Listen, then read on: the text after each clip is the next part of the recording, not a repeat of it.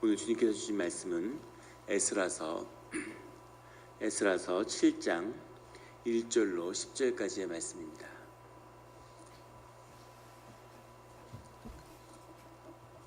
에스라서 7장 1절로 10절까지의 말씀을 다 같이 한 목소리로 봉독하시겠습니다.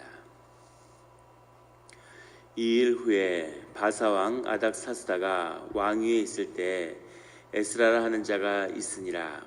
그는 스라야의 아들이요 이스라의 손자요 힐기야의 증손이요 살룸의 현손이요 사독의 오대손이요 아히두베의 육대손이요 아마라의 칠대손이요 아사랴의 팔대손이요 무라요세의 구대손이요 스라히야의 10대손이요 우시엘의 11대손이요 기의 12대손이요 아비수아의 13대손이요 비느하스의 14대손이요 엘르아살의 15대손이요 대제사장 아론의 16대손이라.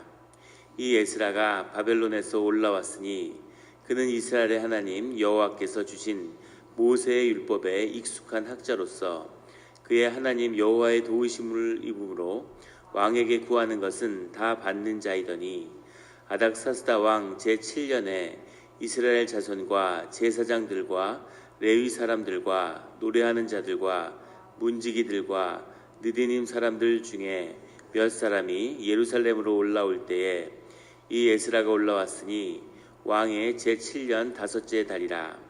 첫째 달 초하루에 바벨론에서 길을 떠났고 하나님의 선한 손에 도우심을 입어 다섯째 달 초하루에 예루살렘에 이르니라.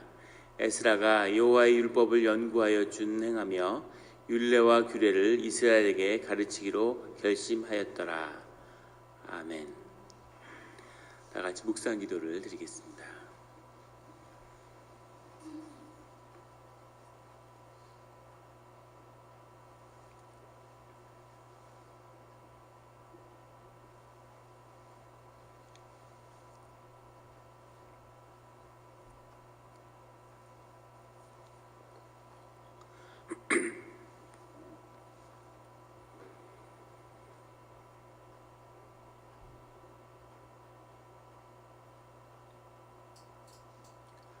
하나님 아버지 감사합니다. 주의 음성을 듣고자 저희가 사순절의 때 주의 제단 앞에 모였습니다. 우리 마음의 기도와 우리 마음의 묵상이 주님께 연락되기를 원합니다. 감사드리며 예수 그리스도의 이름으로 기도드렸습니다. 아멘.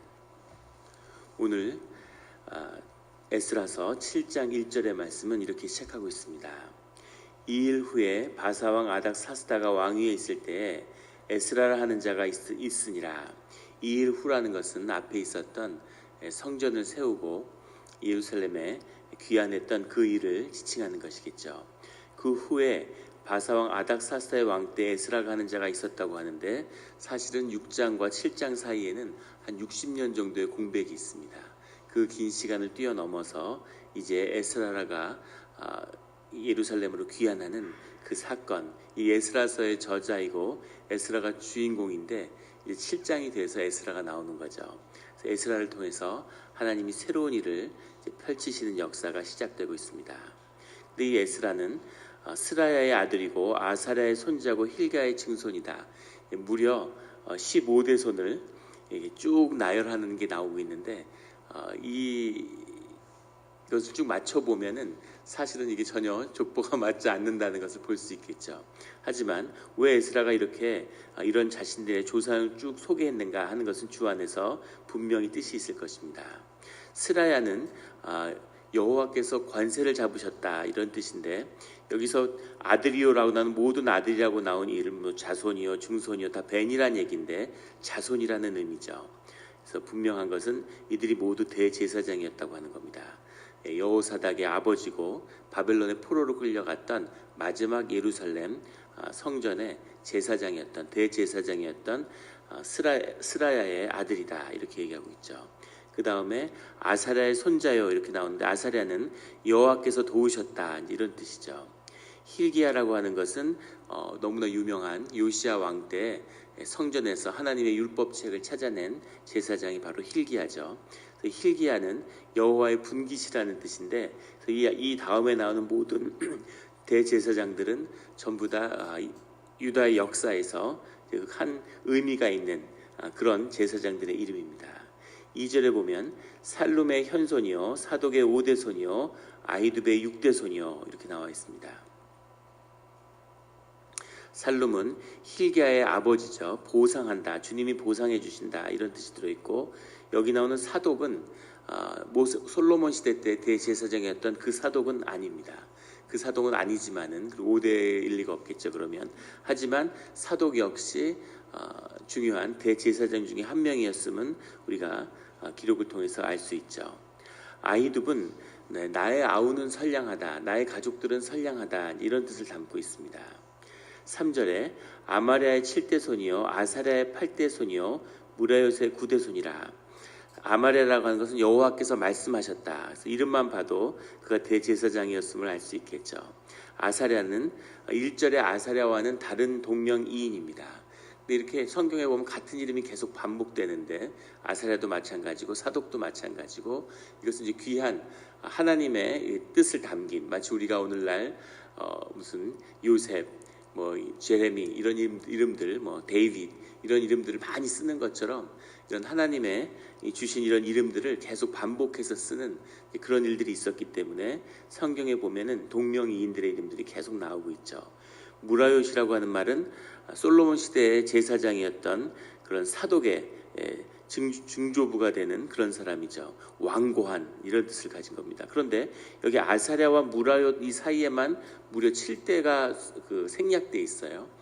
그래서 사실은 이게 굉장히 불완전한 족보를 의미하는데, 족보가 불완전했다는 것은 그만큼 가족의 기록을 잘 지키지 못했다는 뜻으로도 볼 수 있겠지만, 꼭 그런 뜻이라기보다는 성경에 관한 모든 족보와 이름이 그렇지만 하나님 안에서 의미가 있는, 하나님 안에서 기억되는 이름만을 적어놓은 곳입니다. 성경의 사건들도 그렇죠. 모든 사건을 적는 역사서가 아니라 하나님 안에서 의미를 갖는, 하나님 안에서 기억되는 사람들의 이름을 적어놓은 것이 성경이죠. 그런 의미에서 대제사장의 그 계보 가운데 오늘 에스라에게 이어지는 그 의미가 있는 이름을 지었다, 이렇게 볼 수 있겠습니다. 4절에 스라히아의 10대 손이요 우시엘의 11대 손이요 붓기의 12대 손이요. 우시엘이라는 이름은 하나님의 힘이라는 뜻인데, 성경에 보면 우시라는 이름이 나오죠. 우시엘과 우시는 힘이고 엘은 하나님이죠. 하나님의 힘이라는 뜻도 많이 나오고 있는 단어입니다. 붓기는 여호와께서 시험하셨다 이런 뜻이죠. 5절에 아비수아의 13대 손이요 비느하스의 14대 손이요 엘르아살의 15대 손이요 대제사장 아론의 16대 손이라. 아비수아는 아버지는 구원이시다 이런 뜻이고, 민수기에 그 이름이 나오는 선지자죠. 대제사장이죠. 비느하스는 아론의 손자인데, 발람의 거짓 선지자가 이 유다를, 이스라엘을 시험할 때 그런 영적인 어려움에서 이스라엘을 이끌어낸 그런 제사장이죠. 엘르아살은 아론의 네 아들 중에 한 명입니다. 근데 그 두 형이었던 나답과 아미후가 하나님의 말씀을 거스르고 잘못된 제사를 드림으로 자손을 얻지 못하고 죽임을 당하죠. 그래서 아론의 대제사장직을 승계한 그런 중요한 대제사장입니다. 그의 아버지인 아론. 그래서 아론부터 지금까지 16대가 쭉 내려와서 이제 에스라가 그것을 이었다 이렇게 이야기하는 거죠. 이것은 혈통적으로 이어졌다는 의미가 아니라 우리 한국의 유학에 보면 도통의 연원이라는 것이 있죠. 쭉 또 이 불교에도 선종 같은 데 보면 도통의 연원이 있습니다. 그러니까 스승과 스승으로 정신적인 깨달음으로 그것이 이어지는 거죠. 그래서 누가 누구에게 이어지고 누가 누구의 손자가 되고 그렇게 쭉 이어가는 것을 알 수가 있는데, 이제 그런 것처럼 여기서도 이런 대제사장, 하나님을 섬기는 자로서의 자리에 있었던 그 위치를 쭉 이어가는데 그것을 에스라가 적통으로 물려받았다라고 하는 의미겠죠. 에스라가 그만큼 그 누구도 의심할 수 없는 그 시대에 하나님의 법을 깊이 깨달아 알고 있는 그 말씀에 대한 그 깊이를 가지고 있는 그런 자였다는 것을 이제 말씀하고 있는 겁니다. 제가 제일 존경하는 목사님이 한경직 목사님인데, 한경직 목사님을 만나본 적은 없지만은 그 주변에 있었던 분들이나 많은 분들의 말씀 또 그 삶을 통해서 정말 존경하고 따를 수 있는 어떤 롤 모델이 되겠구나, 그런 생각이 듭니다. 제 컴퓨터 화면에 눈여겨본 분이 있을지 모르겠는데 한경직 목사님 사진을 제가 띄워놨어요. 자꾸 쳐다보면 좀 닮을까 해서 이렇게 매일 바라보고 있는데, 그런 거죠.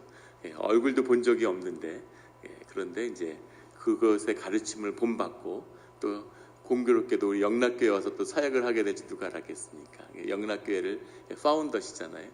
세상에 우연한 일은 없구나, 이런 생각이 드는데, 한경직 목사님의 어떤 그 가르침이나 삶이나 받들었던 섬겼던 하나님의 뜻, 그런 것을 이어받아야 되겠다, 이런 마음이 있는 거죠.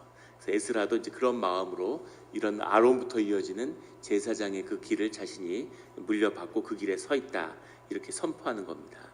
이런 하나님의 뜻 가운데서 우리 우리가 성경을 묵상하는 것도 다 그런 거죠. 그 이름을 따라하는 것도 그런 의미고, 그런 삶과 자리에 서는 우리 성도님들이 되시기를 예수 그리스도의 이름으로 축원합니다. 6절에 이 에스라가, 본인이 썼는데 이렇게 썼다는 게, 이 에스라, 바로 앞에 나왔던 이런 16대 현손인 에스라가 바벨론에서 올라왔다, 이렇게 쓰고 있는 거죠. 바벨론이라는 것은 이미 페르시아 바사의 시대가 되었지만, 바벨론 땅이라는 것은 티그리스 강과 유프라테스 강의 그 영역을 일컫는 그런 지칭이기 때문에 그 바벨론 지역, 거기서 태어나서 자랐겠죠. 바벨론 지역에서 올라왔으니 그는 이스라엘의 하나님 여호와께서 주신 모세의 율법에 익숙한 학자로서, 익숙하다라고 하는 말은 사실은 마하르라고 하는 말인데, 능통한이라고 했으면 더 정확할 겁니다. 익숙하다는 말보다는 능통하다는 의미예요. 그걸 완전히 깨달아 알고 있는 사람이라는 겁니다. 그런데 우리가 여기서 학자라고 하는 말이 소페르라고 하는 말인데, 요즘 우리가 스칼라 같은 학자가 아니에요. 그런 학자는 없던 시절이죠. 이 소페르라고 하는 것은 법관 같은 겁니다. 그렇다고 사법부가 독립되어 있던 시절은 아닌데, 지금으로 말하면 정확히 얘기하면 한국의 법제처장 같은 거예요. 법을 만들고 왕 옆에서 왕이 무슨 얘기를 하면 그것을 법으로 만드는 그런 일을 하는 사람입니다. 그래서 그런 사람이니까 그 시대에 글을 아는 사람이 몇이나 됐겠어요. 그러니까 글을 읽고 문서를 수납하는 그런 일을 하는 사람인데, 어느 모임이나 이런 일을 하는 사람은 중요한 사람이죠. 그리고 굉장한 똑똑하고 그 시대 최고의 지식인들이 하는 거죠. 그래서 이 사람이 이 페르시아 제국의 가장 엘리트고, 그런 왕이 옆에 있는, 황제 옆에 있는 가장 중심적인 인물이었다라는 사실을 보여주는 거죠. 그러니까 그런 학문을 다루는 사람이기 때문에, 글을 읽을 수 있는 사람이기 때문에 모세의 율법을 알고 있는 거죠. 그리고 그런 제사장의 뿌리에서 나왔으니까 어릴 때부터 그런 분위기에서 자랐겠죠. 그래서 성전이 없고 제사장의 역할을 하지 못하지만 모세의 율법과 매일 성경을 읽고 그것을 말씀을 묵상하는 그 일 가운데 자라났겠죠. 하나님이 기가 막힌 것은 이 학계나 이렇게 예루살렘을 기억하는 자들을 보내서 예루살렘 성전이 재건될 때 그런 하나님의 비전을 보고 용기를 불어넣는 그런 역할을 감당하게 하시고, 이제 다음 세대에, 이제 그 세대를 뛰어넘어서 수르바벨 같은 자가 가서 사람들을 조직하고 리더십을 가지고 성전을 건축하게 하고, 그리고 그 말씀을 채울 수 있는 그 다음 세대의 에스라와 같은 이가 이제 다시 예루살렘으로 가게 되는 겁니다. 그래서 보면 하나님의 아주 절묘한, 정말 기가 막힌 역사의 인도하심을 알 수 있는 거죠. 제가 아는 목사님, 제가 한국에서 섬겼던 목사님도 이번에 그 제주도에 있는 교회를 가게 됐는데, 교회가 아주 규모가 있고 큰 교회예요. 그래서 가서 큰 건축을 하시는데, 이분이 4번째 사역하는 교회인데, 근데 가는 데마다 건축을 하시는 겁니다. 이분은 아주 사실은 옆에서 보면 건축의 적임자예요. 아주 에너지가 넘치고 뭐 꼼꼼하고 그런 일들을 해낼 수 있는 분입니다. 그런데 당신은 진짜 건축하는 게 싫은데 교회만 가면은 건축을 해야 된다 그런데 그래서 가기 전에 청빙을 받을 때 항상 혹시 건축을 하느냐? 그러면은 우린 건축 계획이 전혀 없다 그러는데 가서 한 1년 있으면 다시 건축을 하게 되고 그래서 가는 곳마다 건축을 하고 건축의 쓰임을 받는 분인 거죠. 아주 뭐 에너지가 넘치고 이런 분들이 그런 일을 하고 또 어떤 분들은 또 조용한 영성이 있고 기도를 하고 그러니까 그 교회의 필요를 그때에 따라 채우는 하나님의 인도하심이 있는 것처럼 이제 에스라의 말씀이 있어야 하는 거죠. 그 익숙한 학자가 그의 하나님 여호와의 도우심을 입음으로 왕에게 구하는 것은 다 받는 자이더니 여호와의 도우심을 입음으로 왕에게 구하는 것을 다 받는 자라는 건 그가 페르시아 왕국에서도 굉장히 영향력 있고 실력 있는 총애를 받는 사람이었다는 것을 보여주는 거죠. 그러니까 1700명의 유민들을 데리고 왕이 믿고 이렇게 예루살렘에 귀환할 수 있는 것이었을 겁니다. 그리고 본인은 가서 이제 다시 이 여호와의 전을 그 예배를 다시 바로 세워야 되겠다. 다시 하나님의 말씀으로 거듭나는 민족으로 세워야 되겠다. 그런 꿈을 품고 있는데 그걸 하라고 보내주진 않았겠죠. 하나님 그 관료로서 또 황제에게서 뭔가 이루어져야 할 일이 있었을 겁니다. 그 구한다고 얻는 게 쉽지 않았을 텐데 그만큼 신뢰와 은총을 왕에게 입은 자였다. 이런 뜻도 들어있고 또 여호와의 도우심을 입음으로 구하는 것을 받는 자라는 의미는 하나님의 사람으로 완전히 다루어져서 그 4명 가운데 하나님과 일치돼서 다니엘과 같은 사람인 거죠. 구하는 것은 형통의 길이 열리는 성경에서 이야기하는 하나님 안에서 아무것도 꺼리낄 것이 없기 때문에 구하는 대로 얻는 그런 자가 되었다라는 뜻이 다 들어있습니다. 내 의지와 주님의 의지가 충돌하는 것이 아니라 그럴 때 주님이 그 우리의 의지를 다루게 되시는 거죠. 근데 그럴 필요가 없는 사람이 됐기 때문에 구하는 것은 무엇이든지 주 안에서 다 이루어지는 이런 에스라와 같은 자가 예루살렘에 가서 하나님께 기도하고 하나님한테서 구하심을 얻어야 되는 그런 때가 되었다. 이렇게 볼 수 있겠죠. 우리 사순절의 때 기도하는데 많은 간증들을 와서 들려주세요. 뭐 개인적인 일일 수도 있고 또 드러내지기를 원치 않아서 우리가 그런 간증을 나누지는 않지만은 정말 너무너무 감사한 기대 이상의 큰 은혜가 있다. 오랫동안 고민했던 일이 풀렸다는 이제 그런 간증을 이렇게 나눠주십니다. 굉장히 감사하고 은혜의 때구나. 하나님이 지금 기도하라고 하시는구나. 이런 감사함을 느껴요. 어제 저녁에는 전화를 한 통 받았는데 그 큰애가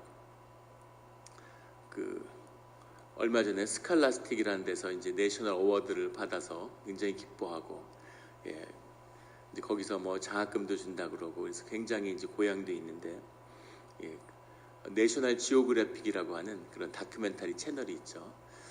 거기서 미국 전국에서 학생들 25명을 뽑아가지고 세계를 다니면서 다큐멘터리를 찍고 사진을 찍는 이제 그런 걸 뽑는데 1년 전부터 이제 그런 프로그램을 진행해 왔는데 어저께 이제 거기에 뽑혔다고 하는 연락을 받았습니다. 그래서 애가 얼마나 좋아하는지 이게 펑펑 울더라고요. 너무 기뻐가지고. 근데 사실은 기적이죠. 초보자용 그런 중고 카메라를 가지고 친구들하고 다니면서 찍은 사진을 가지고 그렇게 될 수 있다는 게 근데 그런 걸 준비하기 위해서 이제 여름에 무슨 이런 포트폴리오를 만들기 위해서 찍어야 된다. 무슨 영화도 찍어야 되고 이런 얘기를 했는데 내셔널 지오그래픽의 이제 작가들과 감독들과 다큐멘터리도 같이 찍고 사진도 찍는 그래서 뭐 아프리카 같은데 한 달 동안 여행하면서 이제 사진을 찍는 기회를 갖게 된 거죠. 그렇게 너무너무 막 기뻐하고 또 이제 울면서 감사의 기도를 드렸어요. 근데 그러면서 정말 자기가 기도밖에 없다는 걸 깨달았다고. 내 능력이 자기가 능력으로 그걸 할 수 없다는 거는 뭐 너무나 분명한 거죠. 있을 수 없는 일이죠. 불가능한 일이지만 기도하면 되는구나 하는 걸 깨달았다는 얘기를 몇 번을 하더라고요. 근데 그 얘기를 하는데 마치 하나님이 저한테 말씀하시는 것처럼 그렇게 들렸습니다. 야, 정신 차려라 이렇게 믿음과 기도로 모든 것은 기도다. 더 기도해야 된다. 더 기도해라 이렇게 말씀하시는 걸. 그래서 아무것도 사실은 염려할 것이 없구나. 늘 그렇게 말하지만 조건과 상황에 구애받지 말고 기도해라, 구해라 이렇게 말씀하시는구나. 그래서 더 기도해야 되는 감사하면서도 또 사실은 두려운 마음도 들었어. 들었습니다. 하나님이 정말 함께 하시며 역사하시는구나, 이런 일을 하실 수 있는 분이 하나님이시구나 하는 것을 이제 깊이 깨달았죠. 이 에스라도 이렇게 하나님께 구하는 것만, 하나님의 도우심이 함께하기 때문에 누구한테 구하던, 왕한테 구하는 거지만 왕을 통해서 하나님이 주시는 거죠. 세상을 통해서 하나님이 주시는 거죠. 그런 하나님의 도우심이 늘 함께하는 우리 영락교회 성도님들이 되시기를 주의 이름으로 축원합니다. 9절에 첫째 달 초하루에 바벨론에서 길을 떠났고 하나님의 선한 손에 도우심을 입어 다섯째 달 초하루에 예루살렘에 이르니라. 464년에 아닥사스다 왕이 부임했는데 7절에 왕의 제7년이라고 하니까 458년에 출발한 거죠. 458년에 출발했는데 이 날짜를 보면은 5개월이 지난 다음에 예루살렘에 도착했습니다. 800km인데 그 시절에 물론 걸어가는 거지만 아무리 걸어가도 800km를 5개월에 걸쳐 걸어갔다는 것은 좀 이제 너무 오래 걸린 거죠. 그래서 왜 이렇게 오래 걸렸을까? 여러 가지 가능성이 있을 수 있겠는데 하나는 이 아랍 지역이 지금의 아랍 땅이죠. 이 근동 소아시아의 지역이 워낙 덥기 때문에 캘리포니아 같은 거죠. 낮에는 도저히 이동할 수 없는 겁니다. 낮에 자고 밤에 이동하는 거죠. 그래서 밤에 이동한다는 어려움이 있었을 거고 사막을 가로지른다는 건 어려움이 있기 때문에 아마 시리아를 통해서 완전히 우회해서 내려가는 그 길을 걸어갈 수밖에 없었을 거라는 것도 한 이유가 되겠죠. 하지만 역사적으로 보다 중요한 이유는 사람들이 딱 모여가지고 여기 귀환한 사람들을 보면은 실절에 다 이제 레위인이 중심이 되어 있는데 이 레위 사람들이 다 모여서 어디서 레위촌을 이뤄서 살고 있는 게 아니죠. 흩어져 살고 있는 겁니다. 그렇기 때문에 간다는 사실을 알리고 다시 귀환하고 수소문을 하고 사람들을 만나서 설득도 하고 전도도 하고 이러면서 계속 사람을 모으면서 가는 거죠. 그래서 아마 이렇게 오랜 시간이 걸려서 5개월 만에 예루살렘에 도착하게 되는 겁니다. 10절에 에스라가 여호와의 율법을 연구하여 준행하며 율례와 규례를 이스라엘에게 가르치기로 결심하였더라. 그 마음을 품고서 이제 이 말씀을 통해서 하나님의 백성이 회복돼야 되겠다. 성전이 회복되고 하나님의 임재가 함께함으로 이제 그 말씀 가운데 주님의 역사가 일어날 준비가 된 거죠. 늘 주님의 그 말씀을 회복시키는 과정을 보게 됩니다. 기도하는 사람, 말씀을 믿고 그것을 마음에 품은 사람을 주님이 늘 찾고 인도하시는 거죠. 우리가 늘 기도하는, 말씀을 사모하며 말씀을 묵상하며 주님께 쓰임받는 제사장과 같은 왕과 같은 주의 자녀가 되는 우리 영락교회 새벽에 이 자리가 되기를, 기도하는 자들이 되기를, 중보자가 되기를 예수 그리스도 이름으로 축원합니다. 기도드리겠습니다.